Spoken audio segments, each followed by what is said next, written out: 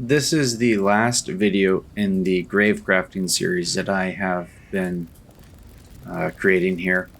And this, I just wanted to go over, the last thing is just plot arrangement. And I wanted to go over kind of some things I've done here. So there's a couple things I think you should know, or think that are useful to know at least, about grave crafting. And the first one is, in order to make some of the higher end items, there's not enough graves, so you have to compensate by adding the corpses that increase the effect of row, columns, and adjacent corpses. And that's what allows a lot of these expensive crafts to be completed. I'm working on creating a triple fractured amethyst ring. I've created one of these already. I want to try another one, see if I get any better results. That being said, this is the first one that I've set up right here, and you can just take a look at this here. It has 273% chance to fracture and explicit, and 385 mod tier rating right now. The chaos is negligible, but is one of the nodes that I want because I do want chaos resistance on it. I randomly rolled it, so that's why there's only one sitting there. I want a triple fracture, and I do have enough. I rolled another one, which is sitting down here, rolling random corpses, and I rolled another one up here, also rolling random corpses. When you're working on making a craft, you want to amplify as many of the expensive corpses as you can, as far as you can, in terms of just increasing their overall percent. It makes it cost less as a whole. And these fracture corpses are between 20 to 40 chaos apiece. And yeah, it definitely adds up. I purchased about half of them for the sake of the video, and then I'm creating the craft regardless, so I was going to need them, but just to hurry the process along here. That being said, when you create this adjacent setup, you technically only need to do this with one, but there's some beneficial places, and you can stack rows and columns when you start doing more than one. So anywhere where you have this cross shape, you see this, so adjacent is left, right, top, down, or above, below, however you want to word that. And I have, each one of those has a fracture chance. And then if you go up here, there's another one, above, below, left, right. Fracture chance, adjacent, beast. And if you notice, like, even if you look at, like, on the mini map, actually, it's one in the middle, 4 beast, and then one in the middle, and then 4 beasts surrounding all the adjacent positions. This one conveniently gets double amplified, one from this one and one from this one, which is really nice. Something else you want to try and do if you can is, if there was another one right here that'd be really convenient, I'd put a column buff below this to hit 1, 2, 3 of these and make them even higher. And that is what I did actually over here. So increased chance of corpses in this grave column, and then this one right here, there's a row buff right here, and it collides over here with the mod tier.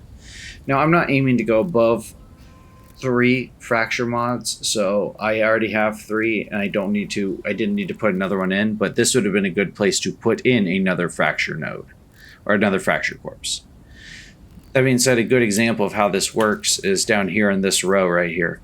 I have a 25% increased effect of corpses in this row, and then I have this entire row is populated with mod tier rating. These normally give 50, they're now giving 62. So there's 12, 24, 36, 48, 60, and 85. So there's 85%, or 85 plus 85 additional mod tier rating from hitting the collision of this grave column right here and this grave row going across. And I try and always populate the long rows and the long columns with at least one of those to grant benefits. That being said, this is basically equivalent to me having 1.5 additional corpses. So it's basically the same as this not existing. And then half of another one, like this one, which is a fracture, also counting as additional half of a mod tier, which is very convenient. So it's like this whole thing is filled with mod tier, even though it's not. That being said, these Something else you want to look to do is, once again, you're looking for these cross-shaped patterns, as they're good to put adjacent corpses in place. And you want to try and overlap them if possible so they collide like this. There's a couple places in the Necropolis here where you can do that. One's right here. The other one, which you can continue linking from the left over here into this one, which you could get maybe like a row buff right here, is you can get this one right here, and then you can also get this one right here, and you can see there's 4 corpses, and actually I think you can get this one down here too. So you can link like 5 of those cross shapes all throughout here. Do they have to be linked? No, but there's 5 of them that do technically link together. I think well, there's actually another one even right here, so technically 6 that could be linked together. Over here there's another one right here and right here. And then there's, I think, another one that's right here and right here. So I think there's a third one in here, a third one in this area as well. But there's quite a few places where those exist, and you should utilize those with the adjacent corpses to get really good effects out of them. That being said, there's also several rows and columns that you guaranteed to do.